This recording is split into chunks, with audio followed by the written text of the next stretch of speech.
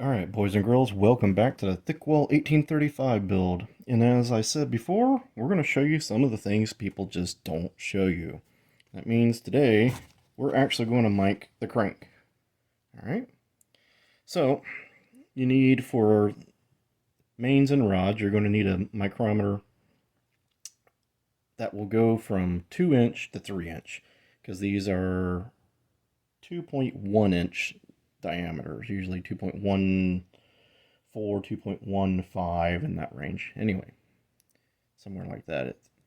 Anyways, what you need here is a decent brand, something that will measure down to the 4th digit.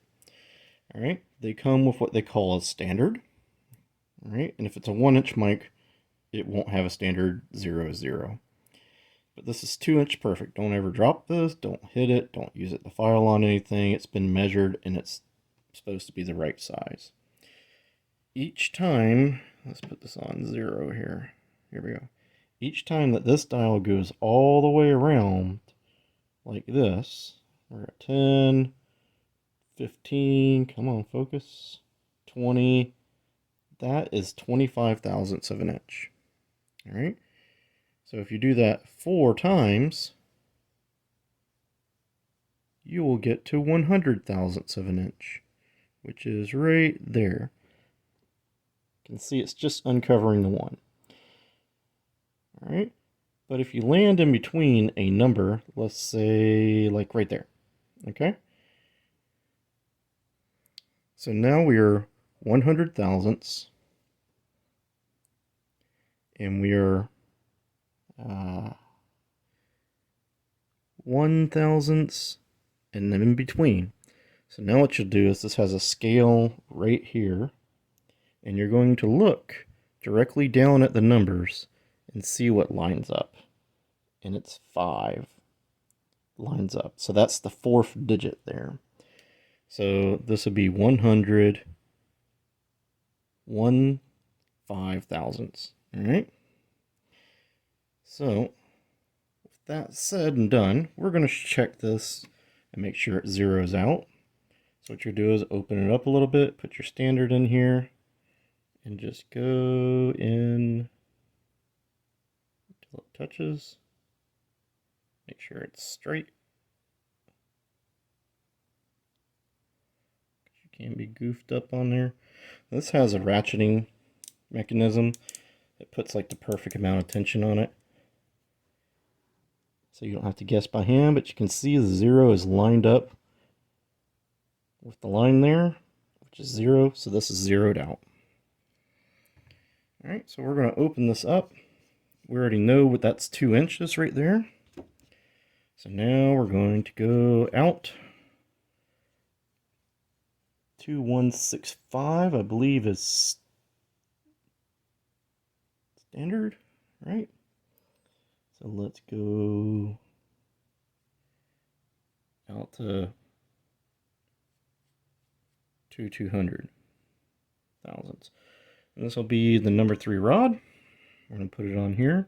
We're going to go down. All right. You're going to have to move it back and forth until you get a little tension on it.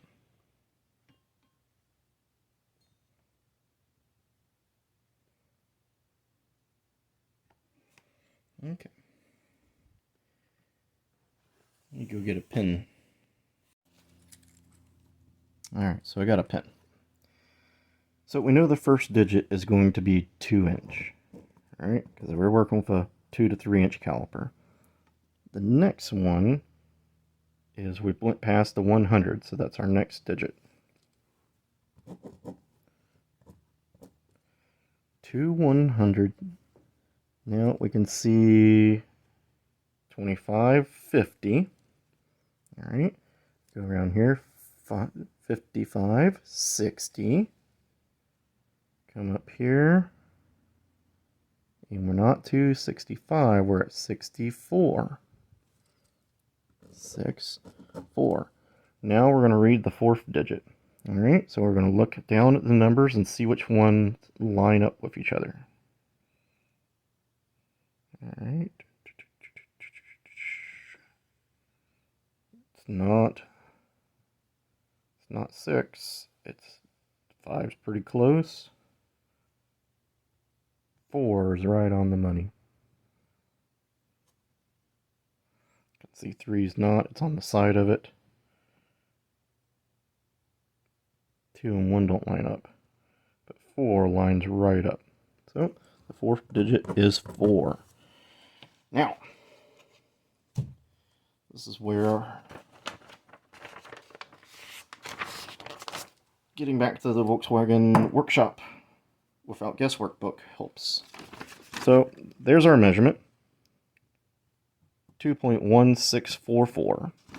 And right here we have from the Workbook Without Guesswork manual, new rod journals from Volkswagen. They want them to be 2.1644 through 2.1653. So that's on the bottom of what Volkswagen wanted from the factory, but it is within spec. So now we can go on to measuring some rods.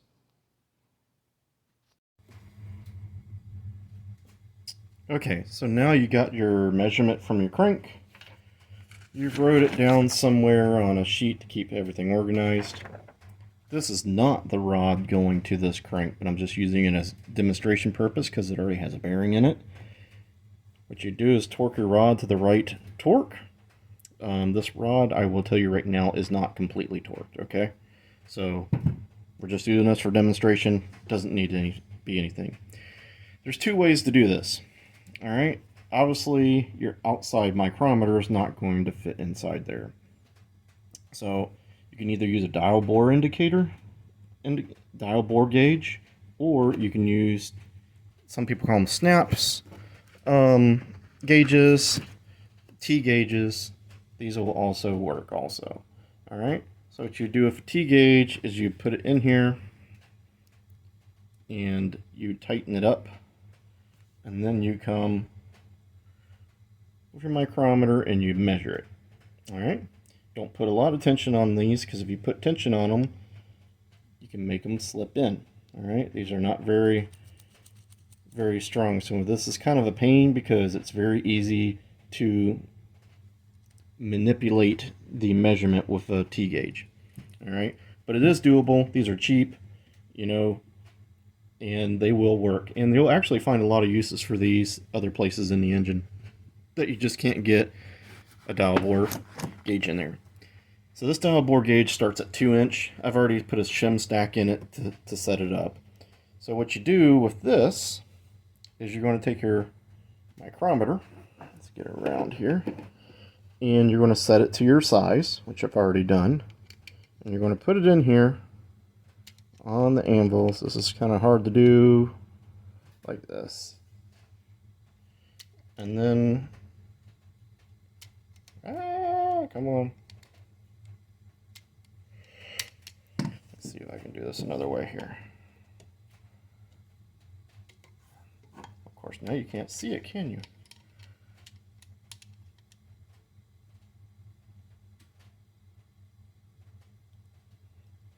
We'll get it set to 0. Oh, there it is. All right. I've already set this up before. If not, you just turn the dial gauge. Now, we can put this inside here. All right. And you move it back and forth until it reaches its maximum. So that's getting bigger, bigger, bigger. Smaller, smaller, smaller. Right there. All right. So each smaller digit there is half of a 10,000ths. So this is 0.0015 is what the clearance would be for the oil on that. Look at our wear limits that we got out of the book. And rod bearing clearance, 0.008 to 0.0027. So that would be within spec of the crank that came off of. All right. So, sorry, this is probably the most crummiest way to do it, because late at night, folks. But anyways, this is more expensive. What you do with the T-gauge is, like I say, put it in there, set it, measure it, and then do your math. Alright? Not anything ridiculous. Just make sure you have your rods torqued down, the bearings that go in there. Pretty simple stuff. For the main bearings, like these, you need to put these in the case and torque the case together, because the case will actually crush and make this a slightly different shape. It can actually make it smaller depending on what's going on with it. Alright, so these, same thing, you can use a dial bore indicator in there. Watch out for your oiling groove holes here, because that will give you erroneous readings. So here to here is the best area you're going to get. You could use the T-gauges in there, and it's the same process as doing the rod. Same thing with your cam journals. Same thing with lifter bores. You can use the T-gauges for lifter bores. Measure the outside of the lifter itself. Set that down, measure it, record it. Use a T-gauge in there, measure it, and then do the math to figure out your clearance. Alright? It takes time. This is going to take you several hours. I think I got 4 hours in this last case measuring it, because I had to put everything together. You have to measure it all. And in some of them, like I say, the T-gauges, they're just a little bit of a pain sometimes. Sometimes they just don't want to hold. Sometimes they do. And then if you got a little bit of a weird reading, you got to do it 2 or 3 times until you get something consistent. Consistency is the game there. Am I an expert? Absolutely not. Alright? But my thing here is, if they can't give you measurements, like here's some of the engine case measurements for that case. If your engine builder can't give you a measurement, then in my opinion, he ain't doing it. He ain't doing it at all. If it's not in writing, it didn't happen. That's the famous saying, right, boys and girls?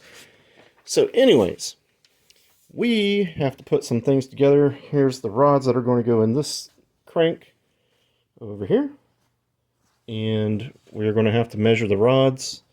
I'm going to do that another day because it is late. We have bearings over there. We have to clean the bearings up, put them in, torque them down. And we will probably have to stretch the bolts, because those are stretch bolts in that. So I need to find a way to do that. And we will keep going on this motor here. So thank you, boys and girls, for watching. Get out there and get your projects done. Help somebody out. Don't forget to like, subscribe, and comment. It all helps out. And I will see you later.